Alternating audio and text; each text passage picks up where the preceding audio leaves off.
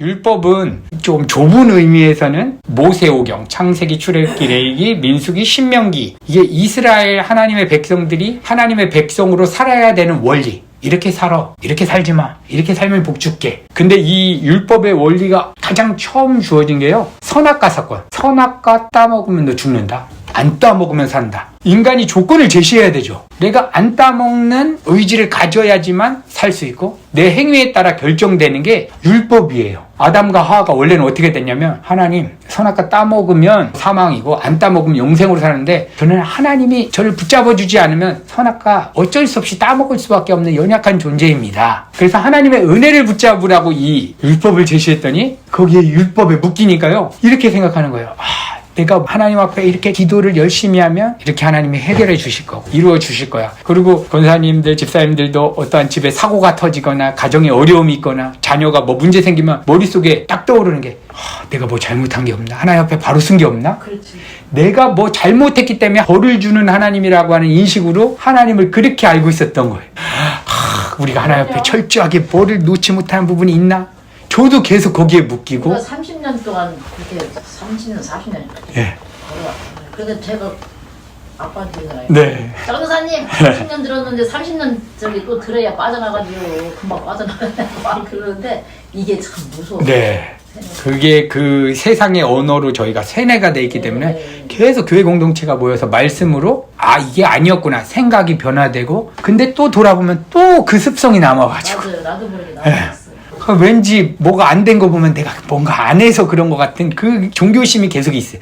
그거를 이제 교회 공동체가 모일 때마다 깨트려야 되는 작업. 교회라는 개념도 건물로 생각했던 거예요. 성경에서 말한 교회의 개념은 거듭난 신자 두세 사람이 예수를 주라 시인하는 공동체가 이렇게 모여서 하나님의 말씀을 서로 상고하고 나누는 이 자체. 그러니까 여기 계신 한 분 한 분이 교회예요. 그러니까 교회 건축 헌금은 우리 자신이 하나님 앞에 바로 서기 위해서, 또 지체들이 하나님을 더 만나기 위해서 또 커피도 사주고 밥도 제공하면 그게 성전 건축 헌금이겠죠. 그래서 성전을 마음이 성전이라고 하죠. 마음이. 근데 이제 종교적인 언어로는 성전하면 이제 교회 예배당으로 우리가 생각이 바로 가니까. 이제 이런 부분들이 이제 한 번에 바뀌기는 어렵고요. 계속 들으면서 깨지고 이런 시간이 좀 필요할 것 같아요. 진전사님이랑 나누는 요한계시록 보시면, 요한계시록 때 예수님 믿으려면요, 다 아시겠지만 그냥 목숨 걸어야 되는 거예요. 예. 그 시대 때 보면 여기 로마 제국이 지배하는 시대인데요. 로마 가시면 원형 경기장이 엄청 크게 있어요. 2만 명 정도 들어가는데, 예, 그리스도인들 다 잡아오는 거예요. 근데 자기 죽으면 상관없어요. 근데 자녀 데리고 오는 거예요. 자녀 데리고 온 다음에 맛있는 한 끼 식사를 너희들 가족끼리 먹어라. 너희 부모님 이제 순교한다 하면서 눈물로 막 가족끼리 먹죠. 근데 부모를 안 죽여요. 갑자기 로마 군병들이 와서 양털로 짠 세터 같은 걸 입히는 거예요. 그리고 집에 추우니까 이거 입고 가라. 그 다음에 한 3, 4일 동안 굶겼던 그 사자를 풀어버리는 거예요. 그럼 부모 앞에서 그게 와서 뜯겨 먹는 상황에 이 무진 수모를 당하고 억울하고 이런 상황에 이제 초대교회 공동체가 막 흔들리는 거예요. 예수 믿는 게 뭔가. 이게 예수 믿으면 그냥 다 죽는 건데 이거 어떡할까. 거기서 정말 거듭난 신자도 너무 두려워서 그냥 그 앞에서 예수님 부인하는 사람도 있겠죠. 또 어떤 사람은 거짓된 신앙인이어서 이런 기독교라면 그냥 타협하자 하고 버리고 간 종교인도 있겠고. 그리고 이 초대교회가 이렇게 모였는데 이 권사님이 너무 두려워서 그리스도인 저기 있다고 얘기를 했어.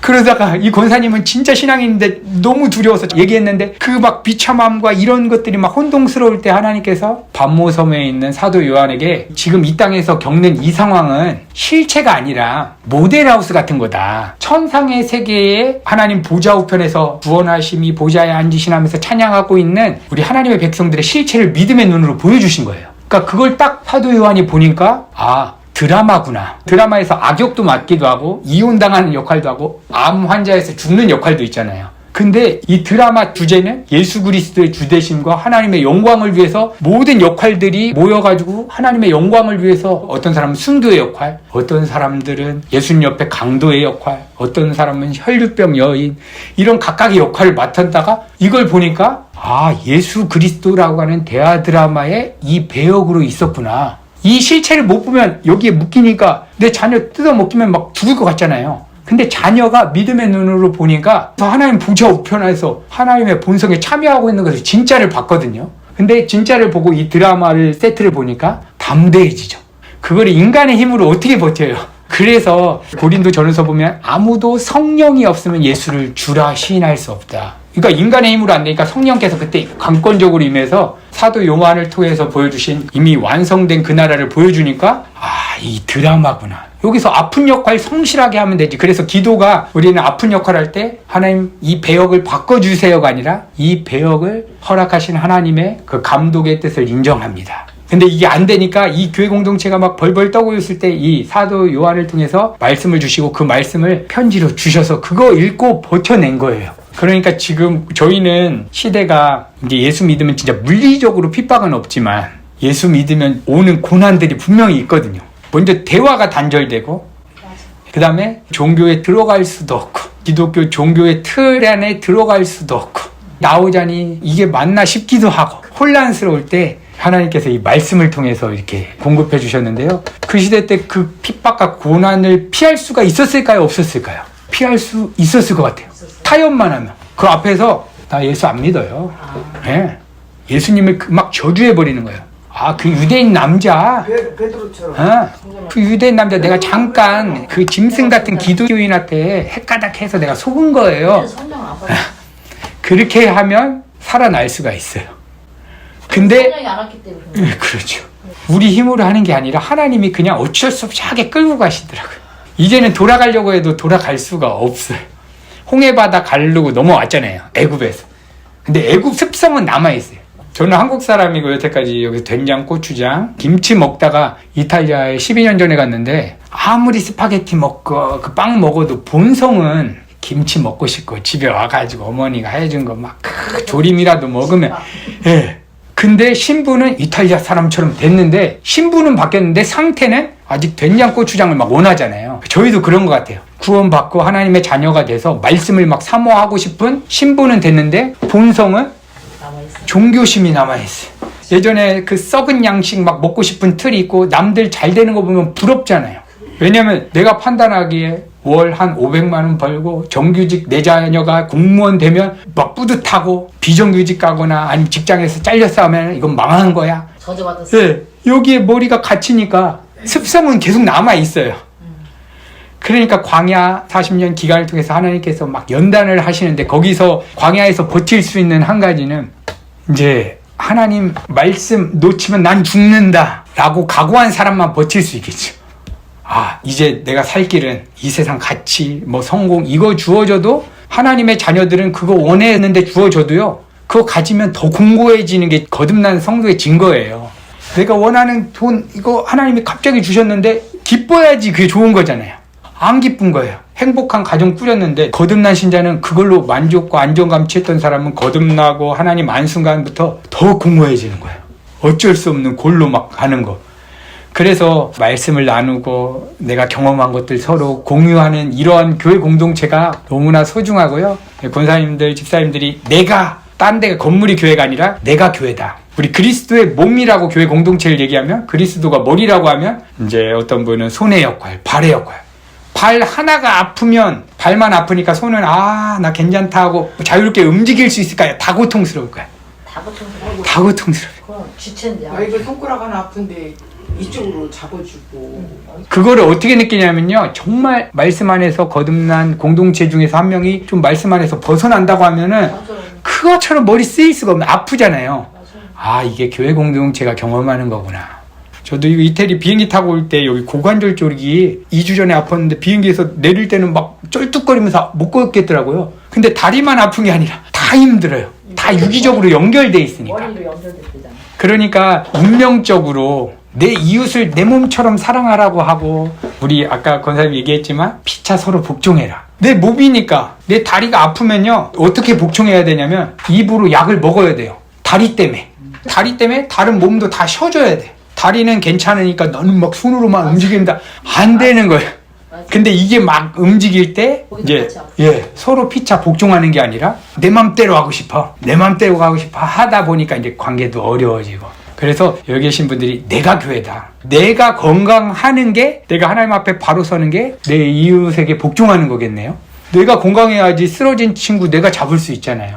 이게 우리 교회 공동체의 핵심인 것 같아요. 그래서 이렇게 모여서 나누시는 게 정말 큰 축복이고, 초대교회 때 보면요, 교회가 3명, 4명, 5명, 그래서 빌립보서, 에베소서 보면 빌립보에 있는 모든 성도들에게 한 교회에다만 쓴 게 아니라, 여기 김 집사님 집에서 모였네, 이 집사님 집에서 모였네, 이 진짜 복음의 말씀을 가지고 서로 나누고, 더디 갈 수도 있고 빨리 갈 수도 있는데, 이 공동체의 이 나눔을 통해서요, 서로가 막 성장하고 우리가 살아나는 것들을 하나님이 또 경험시켜 주시는 거예요. 이번에 이렇게 한국 오면서 너무 보고 싶기도 했고, 또 이게 4년 동안 제가 못 왔거든요, 코로나 기간에. 저희 어머님도 언제 보나. 팬데믹 오니까 제가 활동적으로 하던 사역이 다 끊기고, 교회 설교 사역부터 다 끊기고, 했던 비즈니스도 다 끊기고. 예전에 막 설교도 많이 했죠. 사도 바울은 감옥 안에서도 기쁨과 평강이 넘치고 했는데, 팬데믹 와서 골방 들어가니까 선포했던 메시지와 저와 충돌되는 거예요. 이렇게 머리로 알고 할 것 같았는데 진짜 그 상황 오니까 안 되는구나. 그래서 나누는 만사하는 지체할 때, 누구누구 형제야, 나 솔직하게 내가 이게 안 돼. 나 그렇게 큐티 나누고 말씀할 때 그때 그렇게 평강이고 복음의 능력이라고 했는데 내가 안 되는 것 같아. 날 위해서 기도해줘. 이렇게 정직하게 얘기할 수 있으니까요. 나누는데, 목사님 괜찮아요. 우리도 안 돼요. 안 되니까 예수님 필요하죠. 이 짧은 시간 예수님 붙잡고 도와주세요. 우리 같이 기도합시다 하는데 서로 또 회복되고, 그래서 그 어려운 시간들을 하나님이 또 그렇게 또 버티게 또 해주시는 것 같아요. 저는 예전에는 신앙의 성숙이 2018년에 제가 목사 안수 받았으니까 19년, 20년 이때는 좀 더 신앙이 성숙한다는 것은 제가 막 변해서 이제는 어려운 거 와도 끄떡없는 신앙인이 되는 줄 알았거든요. 근데 그게 아니라 신앙은 더더더 내가 안 되는구나. 예수님이 더 간절히 필요하구나. 이거를 더 알고 그분이 해주신 대속과 의롭다함. 저희 기도 제목은, 가장 큰 기도 제목은 이거예요. 어떠한 어려움들이 주어졌을 때 어려움이 문제가 아니라 이 복음 사건이 나한테 지금 가장 최고의 사건이 아니니까 이게 어려움이 보이는 거구나. 지금 이태원 사건이 일어났는데 거기에 내 자녀가 진짜로 들어가서 거기서 밟혀서 사망했다.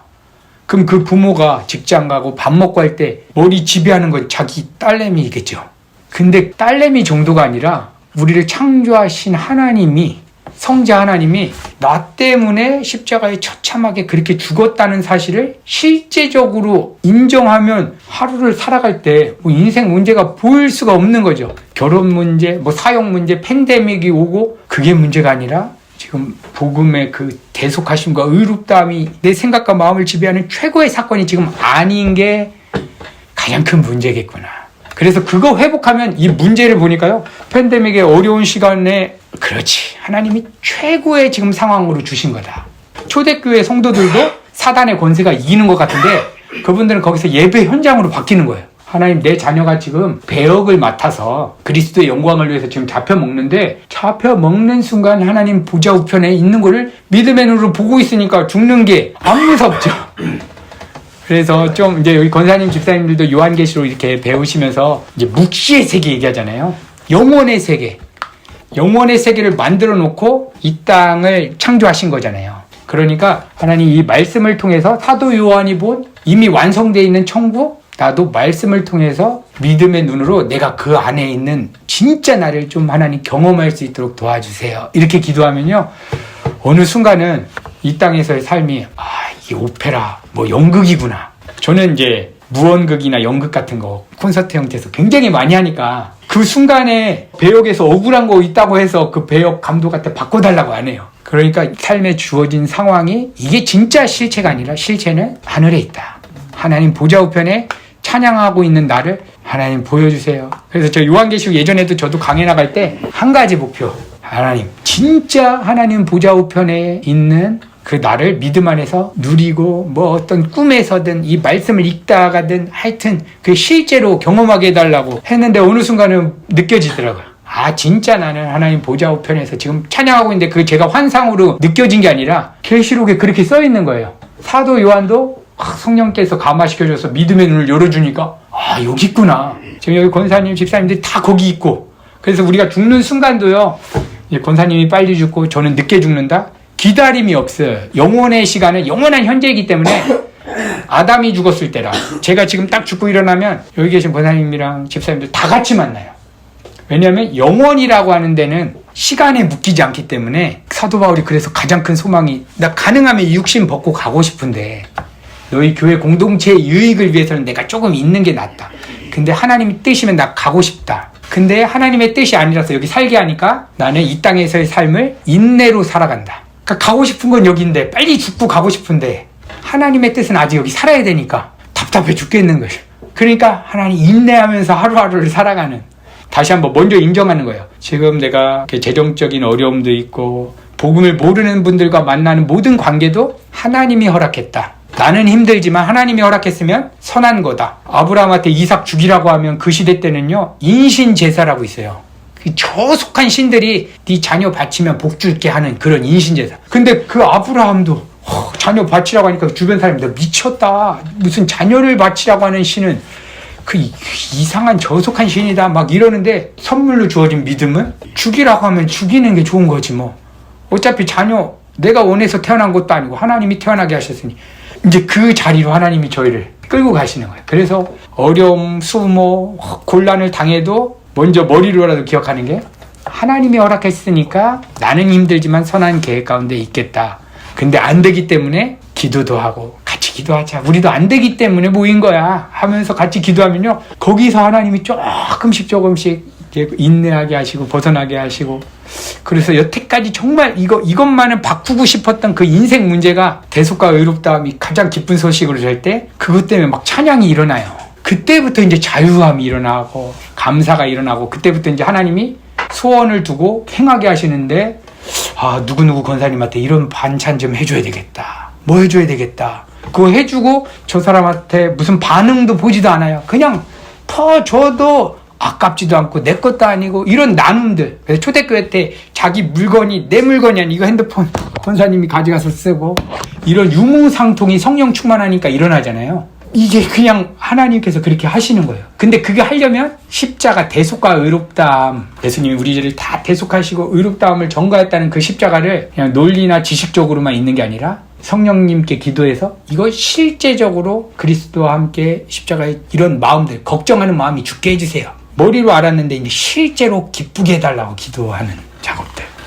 이제 구약에 이제 율법이 있죠. 구약 말씀을 율법이라고 하고, 성경 전체를 다 율법이라고 돼요. 하나님의 말씀. 근데 율법이 어떤 부분은 다윗이 시편에서 내가 주야로 율법을 묵상하는 자로다. 율법에 대해서 굉장히 긍정적인 면도 얘기하고, 또 로마서나 사도 바울 서신서를 보면 율법으로는 하나님의 의에 이룰 수가 없다. 율법은 죄를 깨닫게 하는 기능이다.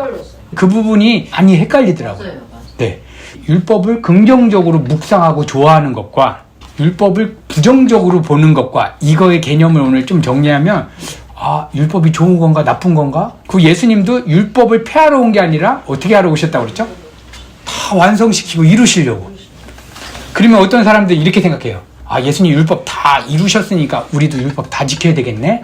그럼 율법을 지켜야 될까요? 말아야 될까요? 하나님의 말씀을 이 세목 있잖아요. 그걸 다 지키셨죠. 예수님이 다 지키셨죠. 우리가 지켜야 될까요? 아니면 다 지키셨으니까 그냥 믿기만 하면 되는 걸까요?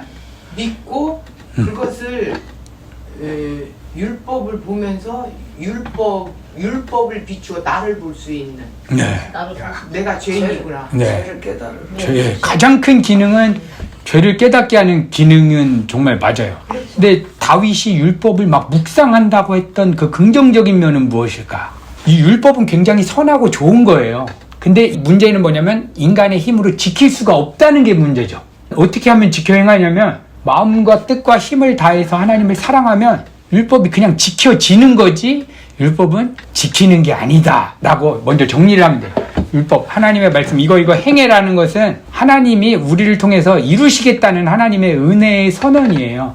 그러니까 율법은 이거 해라, 하지 마라, 이거는 너희들이 그냥 단독적으로 열심히 이웃사랑 해야 되겠다, 오늘 뭐 팥이라도 갖다 줘야지, 행동으로 움직이라는 게 아니라 먼저 말씀하신 거, 율법으로 이렇게 이웃을 사랑하라고 했는데, 권사님이 말씀하신 대로 율법은 죄를 깨닫게 하니까 이웃 사랑을 내가 진짜 내 내면을 돌아보면 내 유익 때문에 섬길 수밖에 없는 나는 죄인이구나. 근데 이웃 사랑을 몸소 행하신 예수님의 은혜를 내가 받아들입니다. 그러면 예수님께서 마음에 소원을 두고 또 행하게 하시는 거예요. 예수님께서 모든 율법을 다 지키셨는데 나는 안 되기 때문에 그분이 지키셨습니다 하고, 이거 지키라고 한 거는 내가 안 되기 때문에 하나님께서 내 안에서 그렇게 일하실 것입니다 라고 믿음으로 그냥 선언하는 거죠. 그래서 다윗이 그렇게 율법을 묵상했다는 것은 내 힘으로 막 율법주의처럼 막 지키려고 한 게 아니라 하나님이 나를 통해서 이런 일들을 이루신다는 게 감격스러운 거예요. 율법 앞에서 나는 죄인인데 밧세바도 범해고 다윗이 골리앗 때려 부신 다음에도 사울 왕도 골리앗 앞에서 벌벌 떨고 이스라엘 백성들이 다 숨어있는데 16살 소년이 골리앗 장수를 때려 부시니까 다윗은 만만이요 사울은 천천히다 막 이러니까 다윗의 인기가 올라가니까 이제 도망자 생활을 하는데 도망자 생활할 때 다윗이 그 성소에 들어가서 뭐를 찾냐면요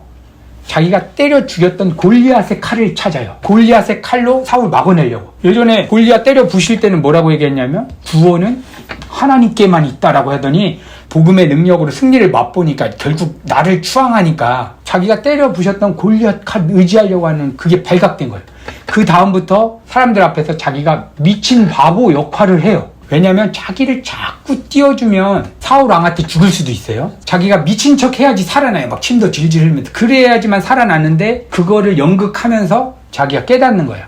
아, 내가 골리앗을 때려 부셨지만 내 원래 존재는 이런 미친 바보처럼 아무 무능력한 자를 하나님이 쓰셨는데 내가 그 영광을 내가 취하니까 결국에는 이 세상의 힘으로 상징되는 골리앗의 칼을 내가 의지하려고 하는구나. 그거를 깨닫거든요. 그 다음에서 이제 다윗 시편에서 내가 주야로 주의 말씀을 묵상하면서 감사가 터진다. 왜냐하면 자기 안에서 일어났던 그런 승리들 다 하나님이 허락하셨는데 그 말씀 앞에서 내가 얼마나 안 되는지를 천천히 인생을 통해서 깨달으니까 하나님의 말씀이 너를 통해서 그렇게 이룰 거야. 너 이렇게 이웃 사랑해 하는 게 법으로 느껴지는 게 아니라 사랑으로 느껴지는 거예요. 마치 이제 부모님이 자녀를 낳았어요. 내가 너 정말 훌륭하게 키울 거야. 너 훌륭하게 자라다오. 거기에서는 부모의 의지가 있죠.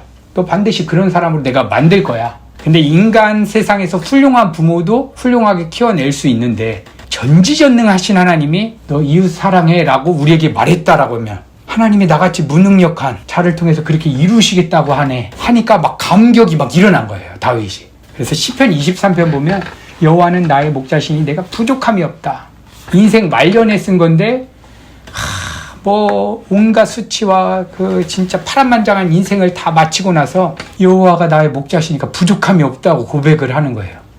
왜냐하면 그 모든 여정을 통해서 하나님께서 하나님의 그 말씀 율법을 이루어 가셨기 때문에 이루어 가시는 과정에서는 다윗이 미친 바보의 역할도 하고 승리하는 역할도 있고 밧세바를 범해서 시편 51편 보면 거의 조울증 환자 심리 상태예요. 심리학자들이 그 시편을 분석하니까 그 정도처럼 죄를 범하고 나서도 고통스러운 그 시간을 보내기도 하고 근데 그 하나님의 말씀 보니까 너는 내 자녀다. 내 백성이다. 너를 통해서 진짜 하나님의 나라를 이룰 거다라고 하는 그런 하나님의 말씀이 그냥 감사하고 기쁨으로 다가오니까 율법이 굉장히 기뻐하고 감사한다. 그래서 사도 바울이 부정적인 의미로 율법을 얘기할 때는요.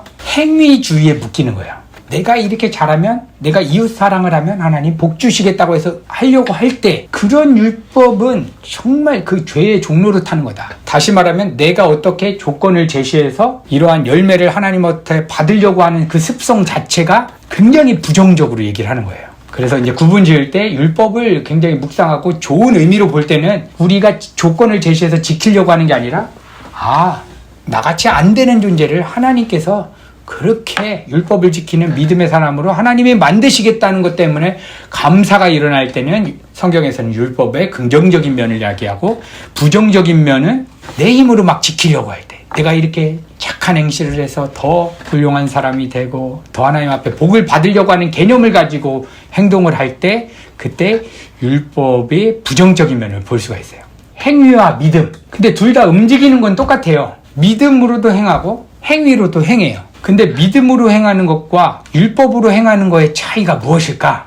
움직이는 거는 다 똑같아요. 어떤 사람은 믿음은 하나도 안 움직이고 그냥 마음속에서 그냥 믿으면 되는 거야 라고 얘기하잖아요. 돈에게 마음을 주면 돈을 믿는 건데 돈에게 마음을 주면 돈 더 벌 수 있는데 막 생각이 돌아가고 거기에 전화하고 직장 얻기 위해서 이력서 넣고 행동이 움직이죠. 내가 행동하려고 움직인 게 아니라 믿음이 먼저 가니까 돈 벌면 기쁠 거다 라고 하는 믿음이 먼저 가니까 행동이 그냥 가고 내 자녀에게 마음이 가니까 자녀가 뭐 필요한 건 없나? 이 행동이 막 나오는 거예요. 근데 행위는 믿음은 돈인데 절대자라고 하는 사람이 있는데 이 돈을 얻어내려면 내가 이렇게 치성을 들이면 이거 얻어낼 수 있을까 봐 하는 것을 행위로 움직인다라고 얘기를 해요. 내가 원하는 이 세상 가치 얻기 위해서 절대자한테 치성을 드리는 거. 그러니까 움직이는 면에서는 똑같은데 어떤 사람도 교회 가서 기도하고 섬기는 건 똑같은데 어떤 사람은 믿음으로 행하기도 하고 어떤 사람은 율법주의처럼 행하기도 하고 그래서 겉모양으로는 저게 선한 것인가 아닌가 분별이 안 돼요. 그래서 우리 종교개혁자들도 고민한 거예요. 거듭난 사람의 증거는 뭔가? 루터는 이렇게 정의했어요. 크리스찬으로서 정말 도덕적이고 윤리적이고 진짜 거룩한 행실을 하는 것이 그리스도인의 증거다. 그것도 한 열매로 나올 수 있죠. 반드시 나오기도 하고. 근데 또 우리 신앙의 선배들이 고민하다 보니까 교회 안에 위장한 사람들이 많은 거예요. 막 손들고 기도하고 헌금도 내고 막 선교 헌신도 하는데 거듭난 신자가 아닌데 증거가 그게 아닌 거예요. 저 사람이 정말 지금 뭐 때문에 기뻐하고 즐거워하고 슬퍼하냐 그 원인이 하나님이 아니라 세상 것에 빗나간 것 때문에 기쁘고 슬퍼하는데 이거 해결하려고 하나님께 기도하고 선교가면 얘는 아직 종교인이구나. 그런데 하나님이 기뻐서 하나님 이 인생 문제 해결 안 해도 하나님이 허락했으면 선하다라고 인정해서 감사해서 교회에 헌신도 하고 떡도 나누면 구원의 증거구나. 그래서 마음의 상태로 믿음의 행함인지 율법의 행함인지 우리가 분별할 수 있고 그거는 거듭난 성도면요 금방 다른 사람 얘기 들어보면 이제 분별되실 거예요. 저분이 이렇게 선교했다고 막 사역했다고 하는데 무슨 목적으로 어떤 마음으로 했나 보면은 분별이 우리가 금방 되죠. 그래서 믿음의 행함과 율법주의적인 행함을 우리가 또 이렇게 분별할 수 있을 것 같아요. 그래서 부자 청년이 성경에 보면 부자 청년이라고 하는데 유대 사회에서는 부자라고 하는 것은 그 시대 문화 가운데서는요 하나님께 축복을 받았다라고 하는 증거였어요. 왜냐하면 구약의 율법이 뭐예요? 신명기에서 하나님 말씀대로 행하면 너희 집에 있는 이 종이컵도 복받고 쓰레빠도 복받고 나가도 들어가도 네가 만나고 만진 사람 다 복받는다. 근데 말씀 지켜 행하지 않으면 만나고 관계하는 거 다 저주받는다. 그게 구약의 율법이에요. 그런데 구약의 율법을 정통으로 깨우쳤던 유대인 부자 청년이 자기는 부자인 거 보니까 하나님께 축복받았다는 걸 아는 거예요.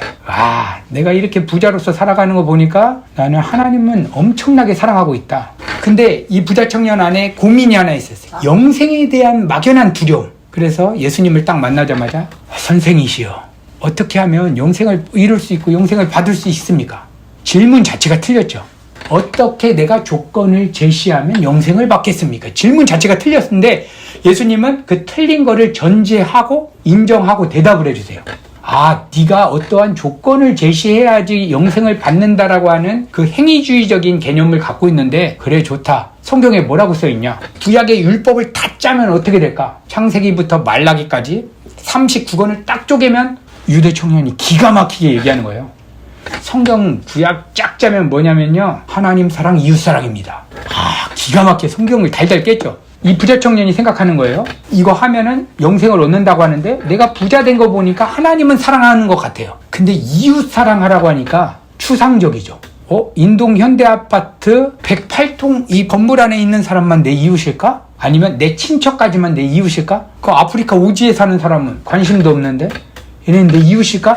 얘도 이런 고민이 있는 거예요. 이웃 사랑을 해야지만 영생을 얻으니까. 하나님 사랑은 이미 해놨고 이 사람은 이 사람이 주일 성소를 빠졌겠어요? 헌금을 빠졌겠어요? 근데 이웃이 누구신지를 이제 예수님이 한 가지 스토리를 가지고 이제 설명하기 시작해요. 그게 선한 사마리아 여인이라고 하는 이야기예요. 유대 청년이 길을 가다가 이제 강도를 당해서 거반 죽은 채로 누워 있어요. 근데 3명의 인물을 만나게 돼요. 제사장, 레위인, 사마리아 여인. 근데 유대인은 사마리아 사람은요 개만도 못하게 여겼어요. 짐승같이 여기는 그런 존재인데 유대인이 거반 죽은 채로 거의 죽어가고 있는데 누군가 도와줘야 되는 거예요. 제사장이 그냥 지나가고 레위인이 그냥 지나가고 뭐냐면 지금으로 따지면 종교 지도자들이 영적으로 거반 죽은 자를 봐도 그냥 지나가는 거예요. 근데 선한 사마리아 여인은 와가지고 이를 이제 살려내는 그 스토리를 얘기하는데 예수님 하나님 사랑, 이웃 사랑해야지 영생을 얻는데 하나님 사랑 나 하고 있는데 내 이웃은 누구입니까? 예수님이 네 이웃이 누군지 내가 알려줄게. 강도 당한 이 사람의 이웃이 누구냐? 이렇게 역설로 질문하시는 거예요. 이 강도 당한 사람이 강도 안 당했을 때 이웃은 레위인이나 제사장이었죠. 근데 강도 당해서 거반 죽은 채 되니까 사마리아 이 여인은 개처럼 여겼는데 갑자기 친구가 되는 거예요. 이웃이 되는 거예요. 그러니까 예수님이 얘기하는 입장에서는 부자 청년을 너 영적으로 네가 거반 죽은 상태야. 네 이웃이 누구야? 선한 사마리아인처럼 개처럼 이 세상에 온 수모를 당하신 예수님의 도움을 받아야지만 살아나는 건데 이웃사랑 개념이 바뀐 거예요. 종교적인 언어로 이웃사랑은 우리가 10,000원 있으면 10,000원 꺼내서 주는 게 이웃사랑이에요. 성경에서 이웃사랑은 난 이웃 사랑할 수 없는 거반 죽은 자입니다. 그래서 이웃사랑은 이 땅에 육신을 입고 오신 예수님의 사랑, 그 십자가 사랑을 받아들이는 게 이웃사랑이에요. 완전히 바뀌죠. 하나님 사랑, 이웃사랑이 십자가에서 하나로 완성되면서 영생을 얻는 거예요. 우리는 이렇게 생각했어요. 교회 사역 열심히 하고 이웃 구제하면 그게 완성돼서 영생을 얻는다. 근데 복음의 눈으로 보니까 하나님 사랑, 이웃사랑을 왜 십자가에서 끝나냐? 예수님은 완전한 하나님이세요. 또 완전한 인간이세요. 거반 죽은 우리를 살릴 수 있는 유일한 분이 인간으로 오신 예수님이에요. 그래서 선한 사마리아 여인의 비유에서는 예수님이 역설로 얘기하신 게 또 인간으로 오신 예수의 그 십자가 대속과 의롭다함의 사랑을 받아들이려면 네 상태가 영적으로 거반 죽었다. 다시 말하면 나는 죄인입니다라고 하는 자각이 없으면 이웃 사랑 자체가 안 돼. 죄인이라고 인정하고 예수님의 사랑을 그저 받아들이면 이웃을 사랑하는 거야. 개념이 바뀌죠. 우리는 뭘 주는 게 사랑이라고 했는데 예수님 입장에서는 너는 줄 수 없는 존재야. 전적으로 죄인이고 타락했기 때문에 너는 너의 영광을 위해서 너만을 위해서 사랑하니까 예수님의 십자가 사랑을 받아들여야지만 산다. 그래서 그 부자 청년의 비유를 통해서 예수님께서 말씀해 주시는 게 바로 이거죠. 하나님 사랑, 이웃 사랑. 그러니까 모든 우리가 성경 말씀을 다 지켜 행한다는 의미는 뭐냐면 십자가의 대속과 의롭다함을 그냥 그저 자격 없는 나에게 베푸신 그 은혜를 그냥 거저 받으면 그 십자가를 통해서 성부 하나님, 성자 하나님, 성령 하나님을 사랑하게 되고 우리의 유일한 이웃 대신 예수님을 또 사랑하게 돼요. 그래서 십자가에서 하나님 사랑, 이웃 사랑이 포개지면서 또 이런 얘기가 있죠. 내 이웃을 내 몸처럼 사랑해라. 내 이웃이 이제 예수님과 연합된 교회 공동체가 있어요. 내 몸이라고 했죠. 아까 권사님은 손의 역할, 우리 집사님은 발의 역할. 그래서 내 이웃을 내 몸처럼 사랑하는 것은 거듭난 성도가 내 몸이니까 내 몸처럼 저 사람이 그리스도의 성전으로서 그리스도의 몸으로 세워질 수 있도록 우리가 서로 세워가는 것. 이게 이웃사랑이고 내 이웃을 내 몸처럼 사랑하라고 하는 예수님의 메시지예요. 그러니까 영생이라고 하는 구원을 얻는다는 개념에서 하나님 사랑, 이웃 사랑이 내가 거반 죽어서 나는 이웃 사랑해도 나의 유익 때문에 사랑하는 존재라고 하는 자각이 없으며 아프리카에서 간디 슈바이처가 자기의 모든 전 재산을 다 바치고 헌신하는 이유가 뭐냐면요. 그 아이들이 웃어줘요. 고마워해요. 그것 때문에 만족하는 거예요. 내가 이렇게 헌신하고 얘네들이 침뱉고 욕해봐요. 이 떡을 할 놈 하고 그냥 가버리겠죠. 근데 섬기고 다 주니까 기뻐해줘요. 근데 예수님 이 땅에 오셔가지고 죄인들을 위해서 대신 다 죽어줬는데 침뱉고 모욕을 하는데 저들의 죄를 저들에게 돌리지 마세요. 그 사랑의 마음을 품었잖아요. 그러니까 예수님만 진짜 이웃을 사랑할 수 있는 거 우리는 안 되기 때문에 우리의 이웃으로 오신 예수님의 사랑을 받아들이는 게 이웃 사랑이다. 그래서 개념 정리를 그렇게 좀 바꾸시면 돼요. 우리가 이웃 사랑한다? 나의 유일한 이웃은 예수님밖에 없다. 왜냐?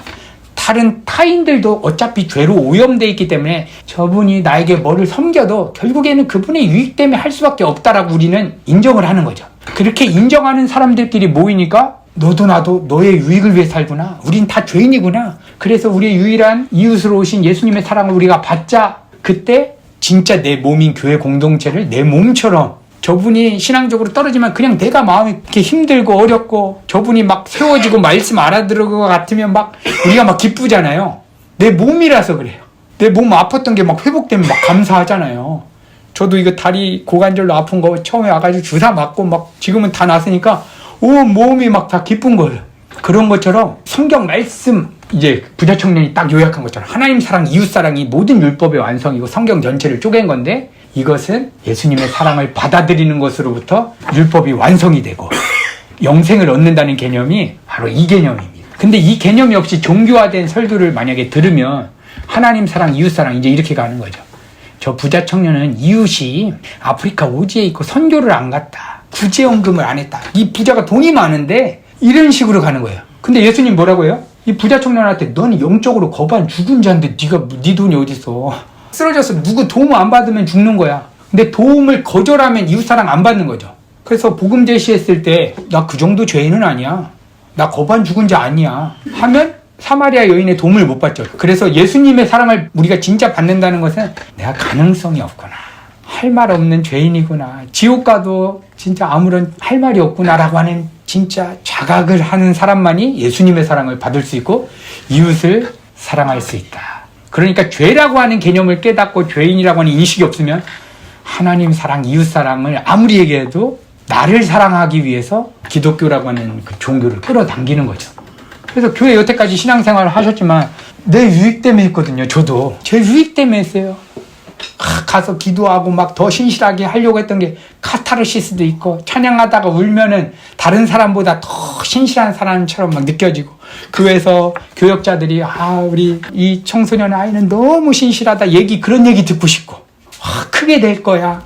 근데 결국에는 내가 크게 되고 싶은 도구가 나는 기독교 안에서 컸기 때문에 그걸로 채우고 있었는데 복음 앞에서 딱 말씀 앞에서 보니까 내가 영적으로 거반 죽은 상태였구나. 하나님의 말씀까지도 그 청소년기의 그 비전과 꿈이라는 걸로 너를 통해서 이 세계의 열방을 위해 쓰신다. 결국 내가 그 열방에서 영광받고 싶은데 기독교의 내용을 가지면 쓸 수 있으니까. 그래서 그 세계적인 성악가가 되면 하나님께 영광. 쓰레기 청소하고 이런 사람들은 하나님 영광 못 돌리겠죠. 그런 사람들 교회 안에서 간증하는 게 없잖아요. 그래서 우리의 머리의 개념에는 이웃사랑하면 어디 선교지 가고 어려운 선교사님 돕고 저같이 이탈리아에서 오면 이런 분들 막 돕고 이런 게 이웃사랑이라고 생각했는데 그런 건 이웃사랑이 아니고 예수님의 사랑을 그저 받는 게 이웃사랑이다라고 이렇게 오늘 개념을 정리하면 오늘 이 스토리 통해서 하나님 사랑, 이웃사랑에 대해서 좀 바르게 정리할 수 있을 것 같습니다. 새로운 개념을 발견했는데 맞아요. 이웃사랑. 강도 만나 죽게 된 자가 나구나. 네.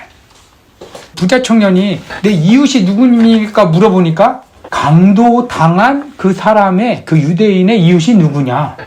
이웃은 예수님. 예수님은 강도 당한다는 부자 청년이랑 같은 위치에 놓고 질문하시는 거예요. 구할 수 있지 그 어느 구도 할 수가 없어. 그러니까 여태까지 우리 전사님이랑 우리 권사님이랑 나눴던 내용의 핵심 내용을 성경을 보니까 다 그 얘기를 여러 각도로 반복하는 거예요. 들었으니까 이게 이제 정리가 더 빨리 쉽게 되는 거예요. 자, 이제 다 했죠? 네, 잘했습니다. 했고, 이제 제가 한번 결론적으로 좀 한 구절만 찾아보겠습니다. 요한복음 16장 33절 좀 한번 봐주세요. 요한복음? 예, 요한복음 16장 33절. 16장 30. 자, 이제 16장 13장서부터 여기까지가 16장까지가 성령에 대해서 이제 예수님이 십자가에서 죽고 나서는 이제 성령님이 대신 예수님의 일을 하실 것이 아니겠어요? 그러니까 성령장이 이제 13장서부터 14장, 15장, 16장이 모두 다 성령장이에요. 성령이 오시면 무엇을 할 것인가에 이제 중점적으로 써 있어요. 13장에서 16장. 예, 16장까지가 성령장이라고 해요. 근데 특별하게 14장서부터 긴데 이제 예루살렘 입성이 13장서부터 시작하니까 그때 성령 마지막 저 설교예요. 그 일주일 동안 설교가 바로 요 얘기예요. 그 다음에 이제 17장에 넘어가면 뭐죠? 대제사장 기도를 하는 거예요. 제자들을 지금 남겨놓은 이 땅에 남겨놓은 십자가에서 죽고 나서 남겨놓은 제자들을 위해서 기도를 할 것이 아니겠어요? 그러면 3년 동안 사역을 다 마치는 거예요. 그러게 이 대제사장 기도를 통해서 이제 그날 저녁 가룟 유다가 이제 로마 군인들하고 대제사장의 하인들하고 지금 예수님을 체포하러 오는 거예요. 그러니까 지금 17장 제자들 하나님 앞에 마지막으로 가면서 마지막 겟세마네 동산으로 올라가면서 지금 기도하는 장면이 17장이고 이제 그러면 이거 마가의 다락방에서 한 얘기는 바로 16장까지예요. 마가의 다락방에서 이제 발을 씻기시고 이제 같이 최후의 만찬을 하시고 예루살렘 입성할 때서부터 13장서부터 16장까지 하는 거예요. 자, 16장 거기 33절이라고 그랬는데 28절을 볼게요. 28절. 내가가 누구죠? 예수님이에요. 아버지께로 왔대요. 난 이 땅에서 태어난 사람이 아니야. 아버지가 나를 이 땅으로 보내주셨어. 아버지가 나를 보내주셔서 아버지의 일을 하라고 나를 보내주셨어. 그래서 아버지에서부터 나왔다라는 거예요. 자기 출처가 자기가 어디서 왔어요? 하나님 아버지로 하늘로부터 이 땅에 내려왔다라는 거예요. 육신을 입고 이 땅에 내려왔다라는 거예요. 이 땅에 와서 아버지께로 나와서 어디로 왔다고요? 아버지께로 이 세상 이 세상에 와서 이 세상이 어떤 세상이에요? 아주 세상에 하늘과 제일 이 세상이 어떤 세상이에요? 이 세상을 모르면 다 몰라요, 성경이. 마귀하고 연합돼서 지금 우리 진 목사가 얘기한 대로 자기 욕망으로 마귀가 넣어준 관역을 전부 다 자기 욕망의 관역에다가 지금 믿음을 갖고 그것만 바라보고 살잖아요. 하나님한테 마음을 두고 살아야 될 사람들이 초점이 다른 데로 빗나간 것이죠. 이게 죄라니까. 그렇게 마귀가 갖다가 우리한테 전부 다 자기 욕망이라는 걸 넣어주니까 육체와 마음이 원하는 것을 우리한테 넣어줬단 말이에요. 이걸로 통치한다고 그랬죠. 그렇게 모든 사람이 다 죄인이 된 것이죠. 여기가 어디예요? 세상이라 이 말이에요. 세상. 그러니까 이걸 보고 에베소서는 뭐라고 그랬나요? 허물과 죄로 죽었다. 하나님하고 단절되었다 이 말이에요. 죽었다 이 말이에요. 그 골로새서는 이런 사람을 보고 뭐라고 그랬나요? 흑암의 권세, 세력이 잡혀있다. 흑암의 권세에, 마귀 사탄의 권세에 잡혀있는 것이 뭐죠? 세상에 왔단 말이에요. 세상. 그게 세상 모든 사람, 우리도 그렇게 잡혀있었고 지금 그러니까 이 세상 모든 다른 사람은 뭐예요? 본질상 진노, 심판으로 우리는 다 지옥 가야 될 사람들이란 말이지. 심판의 자녀. 예. 그러니까 이걸 보고 세상이란 말이에요. 그러니까 세상에 전부 다 지옥 갈 사람들이 있단 말이에요. 그래서 아버지로부터 내가 지금 왔대, 이 땅에. 이해가 가시죠? 아버지로부터 왜 왔어? 이 세상에 지옥 갈 사람들이 전부 다 있으니까 자기 백성을 저들에 대해서 그렇죠. 하나님 나라로 옮겨놓으려고. 아들의 나라. 천국이 그한테 임하게 하려고. 아까 제가 얘기했던 성전을 만들려고. 자기 백성의 성전을 만들기 위해서, 예수님의 지체를 만들기 위해서, 피보다 더 진한 가족을 만들기 위해서 교회란 말이에요. 이게 예수가 머리가 되고 우리가 지체가 되면 이 세상에 있는 자기 백성들을 건져낸다 이 말이에요. 자 보세요. 23절. 내가 아버지께로 나와서 어디로 왔다고? 세상에 왔단 말이에요. 세상. 마귀 지옥으로 가는, 자기 백성들이 지옥으로 가는 걸 내가 못 봐주겠다는 말이에요. 그래서 내가 십자가에서 그들을 죽고 살려내야 되겠다 이 말이에요. 내 백성을. 그래서 봐보세요. 와서 이제 다시 보세요. 거기 23장 28절. 다시 어디를 가요? 어디를 떠나? 아버지랑 28절. 어디를 떠나? 아버지께로. 세상을 떠나. 이제 십자가를 아버지께로 간다고. 간다고. 이 세상에 3년 동안 와 있었다 이 말이에요. 이 세상에, 마귀 같은 세상에 와 있다가 3년 동안 아버지의 뜻을 다 펼치고 이 세상을 떠난다 이 말이에요. 세상으로 왔다. 아버지로부터 와서 세상에 왔다가 다시 이 세상을 떠나서 어디로 간다고? 이게 이제 십자가죠. 요한복음이 전부 다 여기 한 줄에 속해 있네요. 그죠? 예수님이 어디서부터 왔어? 아버지로부터 왔어. 이 세상에 왔어. 이 세상에 3년 동안 십자가에서 죽고 어디로 올라가? 아버지께로 다시 올라가는 거예요. 이게 예수님이 이 땅의 사역을 다 하신 것이죠. 근데 마지막에 이제 성령을 보내준다고 사역을 하시는데 이제 33절 보세요. 이게 이 세상을 모르면 모르겠죠? 우리가 이 세상이었었잖아요. 이 세상에서 건져내는 거죠. 뽑아내는 거죠. 구출해내는 것이죠. 근데 어디서 살으라고? 뭐 하라고? 하나님의 아들의 나라, 성전을 만들기 위해서 자기 백성을 통치하기 위해서 마귀가 통치하는 세상에 아버지의 나라가 통치를 하는 세상이기 때문에 건져내는 것이죠. 자, 33절 이제 중간에는 빼고 30절 이것을 너희에게 이르는 것은 이것이라는 것은 이제 13장서부터 다 해도 좋고 앞에 구절만 해도 좋습니다. 이것을 너희한테 이르는 것은 이게 결론이네요. 그죠? 이것을 내가 왜 얘기를 했느냐 하면 왜 성령을 너희한테 얘기를 했느냐 하면 내가 왜 왔다가 간다고 얘기를 하느냐 하면 이유는 너희를 이것을 너희로 내 안에서 뭐 하라고? 평안, 기쁨과 평안. 기쁨이 없는 사람이 평안할까요? 아니 이 세상에 자기 욕망으로 살아서 그거에 좀 얘기를 했죠. 아니 이태원에서 자기 아들 자기 딸들이 거기서 다 죽었는데 거기에 마음이 뺏겼어. 그럼 근심 걱정을 할 거야. 그래요. 근심 걱정. 근데 기쁨과 평안이 있나요? 없죠. 그러니까 우리는 이 세상 속에서 건져낸 사람은 이제 마음을 어디를 둬야 기쁨이 와요? 아들이 어이 그렇죠. 평강이 기쁨이 온다 이 말이에요. 내가 이건 주로 왔어 이 땅에. 이 땅에 너를 구원시켜서 너를 내가 아까 얘기한 대로 내가 네 이웃이야. 내가 너를 줘서 너 기쁨을 누리게. 그 마음이 네가 이 땅에서 기쁨과 평안을 준다 이 말이에요.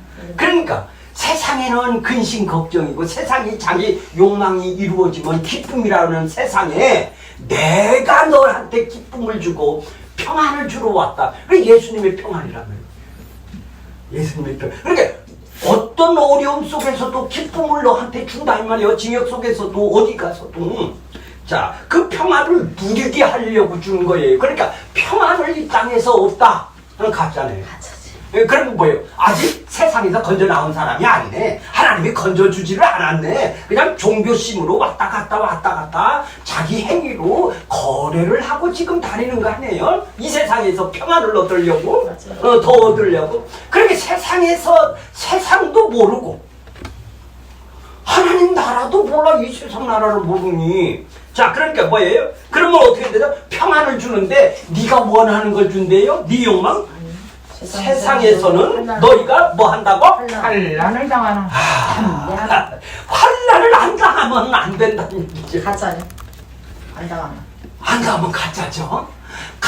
정말로 내가 평안을 누린다면 하나님의 가족이 됐다면은 저거 아까 얘기했잖아요. 13명이 한국 들어온다. 부모 갈등, 무슨 교회 갈등, 무슨 많지. 갈등, 이 환난이. 맞아. 아니 근데 세상 사람하고 똑같이 살면 환난이 없어요. 그치? 이런 환난은 없어요. 근데 평안은 없죠. 응? 이 환난이 있는 사람이 평안하고 같이 오는 거예요. 고난이 온다 이 말이에요. 이걸 다른 표현으로 보면 환난, 고난, 핍박이 온다 이 말이지. 그리고 세상 사람들이 어디서 핍박이 온대요? 누구한테서? 세상에서 그러니까 마귀 사람들이 한마디로 자기 욕망에 살아가는 사람들이 욕망의 종교인들이 핍박을 준다라는 얘기예요. 세상에서 준다라는 거야. 세상 사람들이. 그렇게 가짜들이 준다라는 얘기예요. 그러니까 이것은 그러면 예수님도 이 환난을 당했네요. 제자들도 환난을 당하네요. 그러면 우리도 진짜라면 환난을 당하게 되네요. 근데 환난이 오는데 평강이 있다. 평강을 내가 이거 주러 왔다. 왜 그런 줄 아냐? 그러니 당한다 이 말이에요. 거기 보세요. 어디서 당해? 세상 사람들. 그러니까 세상에 세상이라는 것이 뭐예요? 마귀하고 연합된 사람들이란 말이에요. 교회만 왔다 갔다 하는 사람들이란 말이에요. 그러니까 너는 담대하라는 거예요. 담대가 뭐예요? 왜? 내가 세상을 이겼잖아. 내가 마귀 세력을 이겼잖아. 너도 이길 수 있어. 흔들리지 마. 그렇죠? 그러니까 너는 이건 당연히 오는 거야. 아니 너 환난이 면제해줄게. 너 이 땅에 네가 원하는 거 해줄게. 이런 얘기 하나. 너 비전 이루어줄게. 네 꿈 이루어줄게. 너 부자 되게 해줄게.